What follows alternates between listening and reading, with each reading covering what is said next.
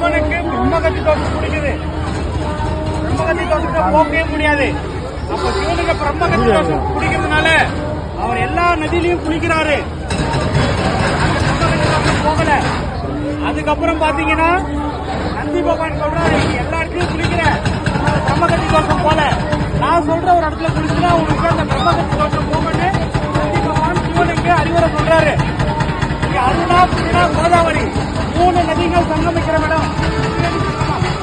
காசில ஒரு திரிவேணி சங்கமம் இருக்கும், இங்க ஒரு திரிவேணி சங்கமம் இருக்கு. சிவன் இங்க குளிச்சதுனால அவருக்கு பிரம்மகத்தி தோஷம் போயிடுச்சு. ராமர் அவங்க அப்பா தசரத் மகாராஜாவுக்கு பிண்ட பிரதானம் கொடுத்து வைக்க.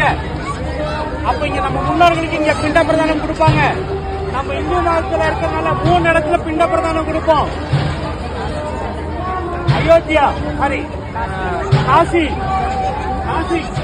ராமேஸ்வரம் 3 இடத்துல இங்க பிண்டம் கொடுப்பாங்க.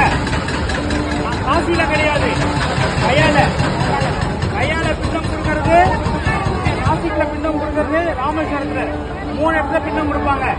ஏன்னா இங்க ராமர தசரத் மகாராஜாவுக்கு பிண்டம் பிரதானம் கொடுத்த இடம் இங்கதான்.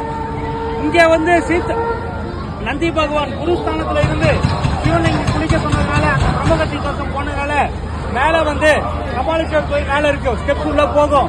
அந்த நந்தி பகவான் காவல் தெய்வமா கிடையாது. உள்ள நந்தி பகவான் இருக்க மாட்டாரு.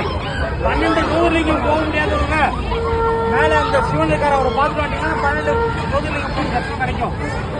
இங்க அடுத்த மாசம் ஃபுல்லா தண்ணி போயிடும். இந்த கோவில் எல்லாம் முழுகிடும், ஃபுல்லாவே முழுகிடும். இங்க தசரத் மகாராஜா